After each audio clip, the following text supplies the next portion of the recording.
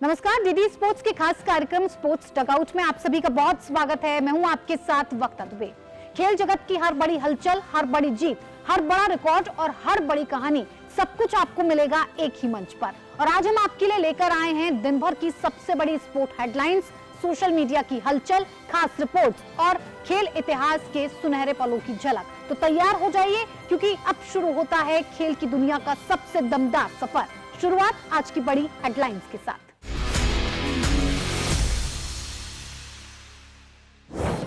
भारतीय चेस दिग्गज प्रज्ञानंदा ने जीता Saint Louis rapid and blitz खिताब। कोलंबो अभ्यास मैच में भारत के खिलाफ श्रीलंकाई बल्लेबाजों का दमदार प्रदर्शन। एशियन गेम्स हॉकी में भारत पाकिस्तान अलग अलग ग्रुप में। भारत के सूरज कुमार चंद बने world university squash champion. National parliamentarians badminton championship का आगाज। भारतीय शतरंज के युवा सितारे आर प्रज्ञानंदा ने एक और बड़ी उपलब्धि हासिल कर ली है। 20 साल के प्रज्ञानंदा ने Saint Louis rapid and blitz का शानदार खिताब अपने नाम कर लिया है और उसी जीत के साथ ग्रैंड चेस टूर की रेस में भी उन्होंने अपनी मजबूती को हासिल किया है। अब उनकी नजरें इस टूर्नामेंट के फाइनल पर टिकी हुई हैं।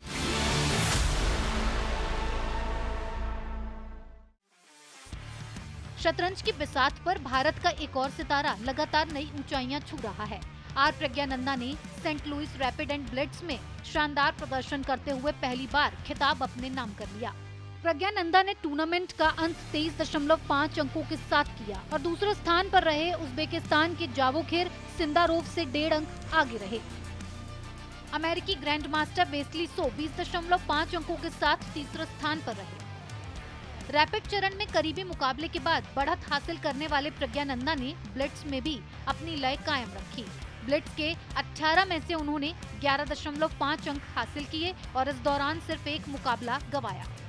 सिंदारोव के खिलाफ पेनल्टी मेट राउंड में खेला गया ड्रॉ प्रज्ञानंदा के लिए खिताब पक्का करने वाला मुकाबला साबित हुआ। लगातार मजबूत प्रदर्शन के दम पर उन्होंने एक राउंड बाकी रहते ही चैंपियनशिप अपने नाम कर ली। इस जीत का असर ग्रैंड चेस टूर की ओवरऑल रैंकिंग में भी दिखाई दिया है। प्रज्ञानंदा अब दूसरे स्थान पर पहुंच गए हैं और साल के अंत में होने वाले ग्रैंड चेस टूर फाइनल के लिए उनकी दावेदारी और मजबूत हो गई है। प्रज्ञानंदा के लिए 2026 का सीजन पहले ही शानदार रहा है। इससे पहले जून में उन्होंने नॉर्वे चेस का खिताब भी अपने नाम किया था, जहां उन्होंने लगातार 4 क्लासिकल जीत दर्ज करते हुए विश्व नंबर 1 मैग्नस कार्लसन समेत मजबूत खिलाड़ियों को पीछे छोड़ा था। श्रीलंका के खिलाफ टेस्ट सीरीज से पहले टीम इंडिया की तैयारियों की असली परीक्षा अब शुरू हो गई है। श्रीलंका सेलेक्ट 11 के खिलाफ 3 दिवसीय अभ्यास मुकाबला भारतीय टीम के लिए लिटमस टेस्ट के तौर पर देखा जा रहा है।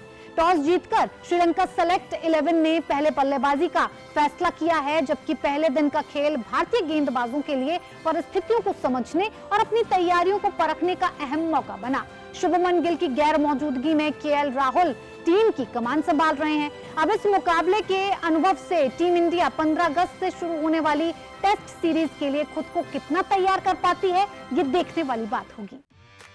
कोलंबो में भारत और श्रीलंका क्रिकेट 11 के बीच 3 दिवसीय अभ्यास मुकाबले की शुरुआत हो चुकी है।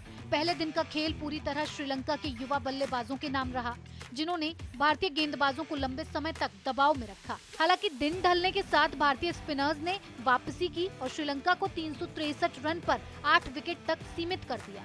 भारत के खिलाफ अभ्यास मुकाबले के पहले दिन श्रीलंका क्रिकेट 11 ने जिस अंदाज में बल्लेबाजी की, उसने भारतीय गेंदबाजी आक्रमण के सामने कई सवाल जरूर खड़े किए।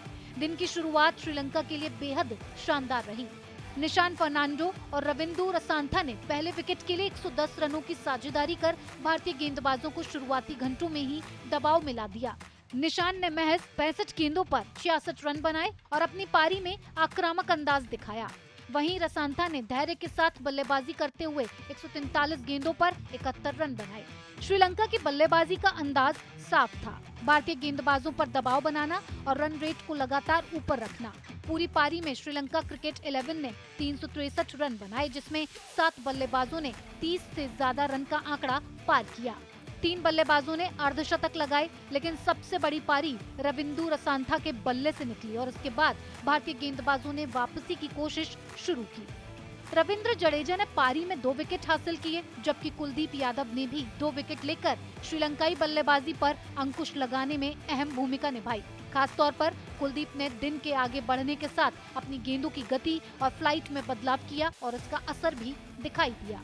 पहले 2 सत्रों में श्रीलंका मजबूत स्थिति में नजर आया। एक समय स्कोर 171 रन पर सिर्फ 1 विकेट था, लेकिन इसके बाद विकेटों का सिलसिला शुरू हुआ। कुलदीप यादव ने अंजला बंडारा को पवेलियन भेजा, जबकि जडेजा ने भी महत्वपूर्ण विकेट हासिल किए। रमेश मेंडिस और कप्तान सोनल दिनुशा ने मिलकर पारी को संभालने की कोशिश की और 63 रनों की साझेदारी की, लेकिन भारतीय गेंदबाजों ने लगातार दबाव बनाए रखा। जडेजा ने मेंडिस को आउट किया, जबकि मानव सुथार ने सोनल दिनुशा को 52 रन के स्कोर पर एलबीडब्ल्यू कर दिया। दिन का खेल खत्म होने तक श्रीलंका क्रिकेट 11 का स्कोर रहा 363 रन पर 8 विकेट। भारत की ओर से कुलदीप यादव, रविंद्र जडेजा और मानव सुथार ने 2-2 विकेट हासिल किए, जबकि गुरनूर बराड़ को एक सफलता मिली। हालांकि भारतीय गेंदबाजों के लिए ये दिन पूरी तरह संतोषजनक नहीं कहा जा सकता। गेंद से लंबे समय बाद उतर रहे भारतीय गेंदबाजी आक्रमण को श्रीलंकाई बल्लेबाजों ने शुरुआत में खूब चुनौती दी। अब भारतीय टीम के लिए दूसरे दिन का खेल अहम होगा। श्रीलंका दौरे पर टेस्ट सीरीज शुरू होने से पहले टीम इंडिया को बड़ा झटका लगा है। कप्तान शुभमन गिल उंगली में चोट के चलते श्रीलंका 11 के खिलाफ अभ्यास मैच के पहले दिन मैदान पर नहीं उतर सके। हालांकि शुरुआती मेडिकल जांच में किसी फ्रैक्चर या गंभीर नुकसान की पुष्टि नहीं हुई है, लेकिन 15 अगस्त से शुरू होने वाली टेस्ट सीरीज से पहले गिल की फिटनेस अब टीम इंडिया के लिए सबसे बड़ी चिंता बन गई है। कोलंबो में टेस्ट सीरीज की तैयारियों में जुटी टीम इंडिया को उस वक्त झटका लगा जब कप्तान शुभमन गिल चोटिल हो गए। गुरुवार को प्रैक्टिस सेशन के दौरान गिल की दाईं हाथ की रिंग फिंगर पर 2 बार चोट लगी। चोट के बाद गिल ने मेडिकल टीम की निगरानी में अभ्यास सत्र पूरा किया। शुरुआती जांच में फ्रैक्चर या किसी गंभीर नुकसान की पुष्टि नहीं हुई है। एहतियात के तौर पर उन्हें श्रीलंका 11 के खिलाफ 3 दिवसीय अभ्यास मुकाबले के पहले दिन आराम दिया गया। गिल की गैर मौजूदगी में केएल राहुल ने टीम इंडिया की कमान संभाली। ये अभ्यास मुकाबला 15 अगस्त से शुरू होने वाली 2 टेस्ट मैचों की सीरीज से पहले भारतीय खिलाड़ियों के लिए परिस्थितियों को समझने और अपनी तैयारियों को परखने का अहम मौका है। हालांकि टीम इंडिया पहले से ही कई अहम खिलाड़ियों की गैर मौजूदगी से जूझ रही है। तेज गेंदबाज जसप्रीत बुमराह चोट के कारण इस दौरे का हिस्सा नहीं है, जबकि हर्षित राणा, नीतीश कुमार रेड्डी और वॉशिंगटन सुंदर भी चोट के चलते बाहर हैं। श्रीलंका के खिलाफ होने वाली 2 टेस्ट मैचों की सीरीज वर्ल्ड टेस्ट चैंपियनशिप के लिहाज से बेहद अहम है। भारत और श्रीलंका फिलहाल अंक तालिका में क्रमशः 5वें और 6ठे स्थान पर बने हुए हैं। ऐसे में गिल की फिटनेस और टीम की तैयारी दोनों पर निगाहें रहेंगी। दिल्ली के कॉन्स्टिट्यूशन क्लब ऑफ इंडिया में 6th national parliamentarians badminton championship का आगाज हो चुका है। टूर्नामेंट में अलग अलग राजनीतिक दलों में मौजूदा और पूर्व सांसद हिस्सा ले रहे हैं। केंद्रीय संसदीय कार्य मंत्री किरेन रिजिजू ने चैंपियनशिप का उद्घाटन किया। खास बात यह है कि राजनीति से अलग बैडमिंटन के कोर्ट पर सांसदों के बीच दोस्ती, संवाद और खेल भावना का संदेश देखने को मिल रहा है।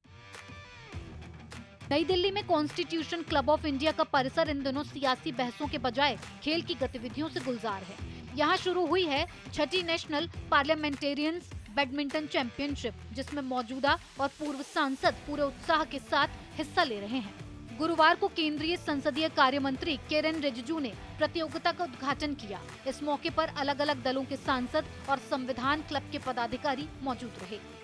ये प्रयास है फिट इंडिया और खेलो इंडिया दोनों को आगे बढ़ाने का, ताकि जो नीति निर्माता है, पॉलिसी मेकर्स हैं, लॉ मेकर्स हैं, उन सबको फिट रहने का मौका भी मिले। कहीं ना कहीं इसके माध्यम से एक संदेश देना कि आप कितने भी व्यस्त क्यों ना हो, खेलने के लिए, अपनी फिटनेस के लिए समय जरूर निकालें। आधा घंटा रोज़ फिटनेस की डोज। तो फिट रहने के लिए आधा घंटा अवश्य निकालें। कुछ भी खेलें, कोई स्पोर्ट पिक करें, लेकिन फिट रहें। टूर्नामेंट में अलग अलग राजनीतिक विचारधाराओं और उम्र के सांसद एक ही मंच पर नजर आ रहे हैं। कोर्ट पर मुकाबला जरूर है, लेकिन आयोजन का मकसद सांसदों के बीच आपसी संवाद, मेलजोल और दोस्ती को बढ़ावा देना भी है। आयोजकों के मुताबिक कॉन्स्टिट्यूशन क्लब में सांसदों के लिए खेल और दूसरी गतिविधियों के जरिए आपसी जुड़ाव को बढ़ावा देने की कोशिश लगातार की जाती रही है। इस बार भी बैडमिंटन चैंपियनशिप में सांसदों की भागीदारी इसका उदाहरण बनी है। और इस बार भी छठा राष्ट्रीय मेंबर्स ऑफ पार्लियामेंट का badminton tournament DD sports cover कर रही है और आप लाइव भी दिखा रहे हैं। और मैं समझता हूं कि पूरे भारत के लिए अपने आप में अविस्मरणीय है कि सांसद जो सदन के भीतर चाहे उनका जो भी रवैया हो, सदन के बाहर और खास करके कॉन्स्टिट्यूशन क्लब के कोर्ट में जिस प्रकार से वो प्रदर्शन दिखाते हैं। और पहला शुरुआत हुआ किरण रिजिजू जो हमारे पार्लियामेंट्री अफेयर्स मिनिस्टर हैं और अनुराग ठाकुर के साथ, और मीत हैर साहब जो हमारे मेंबर ऑफ पार्लियामेंट पंजाब से हैं। सचमुच अद्भुत प्रदर्शन, और ये दिखाता है भारत के लोकतंत्र की ताकत, जहां सभी दल पक्ष विपक्ष आकर के एक मैदान में, और वो भी बैडमिंटन के खेल में बेहतरीन प्रदर्शन। तो आभार दूरदर्शन का और आभार तमाम वैसे खिलाड़ियों का जो पार्लियामेंट के भीतर उपस्थित है। छठी नेशनल पार्लियामेंटेरियंस बैडमिंटन चैंपियनशिप 9 अगस्त तक चलेगी। प्रतियोगिता के फाइनल मुकाबलों का सीधा प्रसारण डीडी स्पोर्ट्स पर किया जाएगा। डीडी स्पोर्ट्स ने जो ग्रामीण खेल हैं या जो ऐसे चैंपियनशिप जो शायद कोई और ना दिखाता हो, डीडी स्पोर्ट्स ने दिखाने का प्रयास किया। डीडी स्पोर्ट्स ने सदा हर उस चैंपियनशिप को प्रयास किया कि जन जन तक पहुंचाएं, जिससे एक बड़ा संदेश दिया जा सकता है। पहले टीबी मुक्त भारत के लिए हो या फिर नशा मुक्त भारत के लिए खेलों का आयोजन करवाया गया, बड़े बड़े आयोजन और करवाए गए, उन सबका सीधा प्रसारण भी डीडी न्यूज़ ने किया है, डीडी स्पोर्ट्स ने किया है। इसलिए हम प्रसार भारती का और डीडी स्पोर्ट्स का आभार प्रकट करते हैं।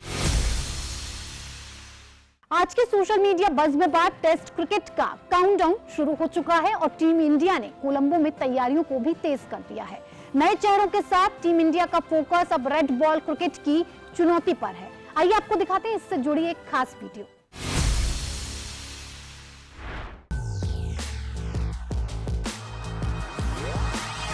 Board catches, 4 boards will be there. So 4 minutes of catching. So there will be a lot of challenges in every board. Then we will go for a catching competition. So 2 teams will be there. The competition will be there. Then we will end up with split catching and bowlers will be going for the drop step catching.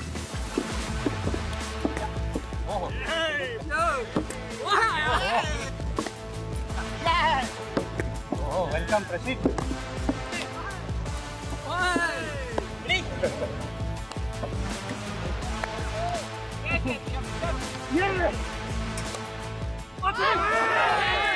Well catches. Continuing. Oh.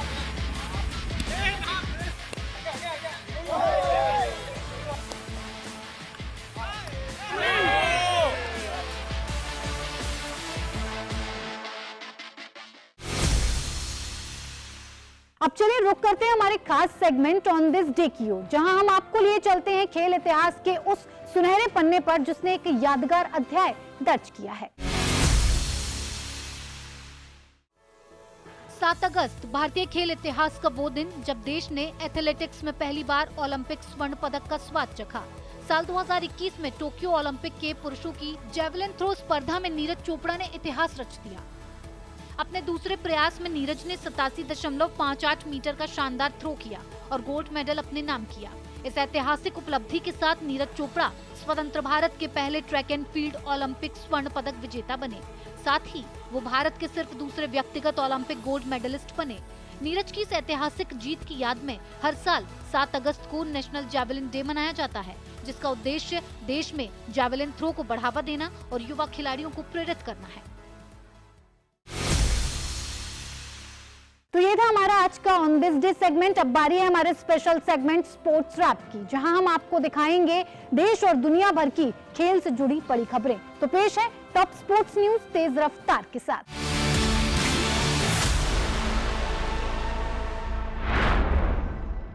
Manchester city के goalkeeper James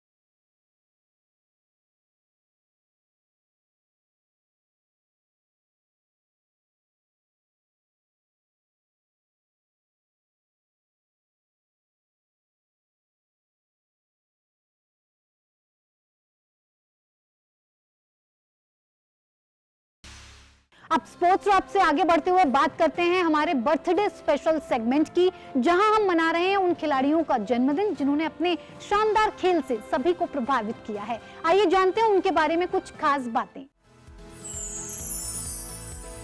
भारतीय cricket के swing गेंदबाजी के हुनरमंद खिलाड़ी दीपक चाहर आज अपना जन्मदिन मना रहे हैं। 7 अगस्त 1992 को जन्मे दीपक ने अपनी सटीक लाइन लेंथ और स्विंग से भारतीय क्रिकेट में खास पहचान बनाई। 2018 एशिया कप विजेता भारतीय टीम का हिस्सा रहे चाहर ने 2019 में इतिहास रचते हुए T20 इंटरनेशनल में हैट्रिक लेने वाले पहले भारतीय पुरुष क्रिकेटर बनने का गौरव हासिल किया। बांग्लादेश के खिलाफ 7 रन देकर 6 विकेट की शानदार गेंदबाजी के लिए उन्हें 2020 में ICC T20 international performance of the year award भी मिला। दीपक ने भारत के लिए 13 वनडे में 16 और 25 T20 इंटरनेशनल में दीपक ने भारत के लिए 13 वनडे में 16 और 25 T20 इंटरनेशनल में 31 विकेट हासिल किए हैं। भारतीय क्रिकेट के पूर्व ऑलराउंडर जयप्रकाश यादव आज अपना जन्मदिन मना रहे हैं। 7 अगस्त 1974 को जन्मे यादव दाएं हाथ के बल्लेबाज और दाएं हाथ के मीडियम पेस गेंदबाज रहे हैं। उन्होंने भारत के लिए 12 वनडे मुकाबले खेले, जिसमें 6 विकेट अपने नाम किए। घरेलू क्रिकेट में उनका रिकॉर्ड कहीं ज्यादा प्रभावशाली रहा। फर्स्ट क्लास क्रिकेट में यादव ने 130 मैचों में 296 विकेट, जबकि लिस्ट ए क्रिकेट में 134 मुकाबलों में 135 विकेट हासिल किए। 2002 ICC चैंपियंस ट्रॉफी में संयुक्त विजेता रही भारतीय टीम का भी वो हिस्सा रहे। डीडी स्पोर्ट्स की तरफ से इन सभी खिलाड़ियों को जन्मदिन की हार्दिक शुभकामनाएं। तो दोस्तों, डीडी स्पोर्ट्स के खास कार्यक्रम स्पोर्ट्स डगआउट में आज के लिए इतना ही, लेकिन हमारा वादा है कि खेल से जुड़ी हर बड़ी खबर हम आपको दिखाएंगे सबसे भरोसेमंद और दिलचस्प अंदाज में। जुड़े रहिए डीडी स्पोर्ट्स के साथ। अगली मुलाकात तक खेल का जुनून बनाए रखिए और जीत का जज्बा जगाए रखिए।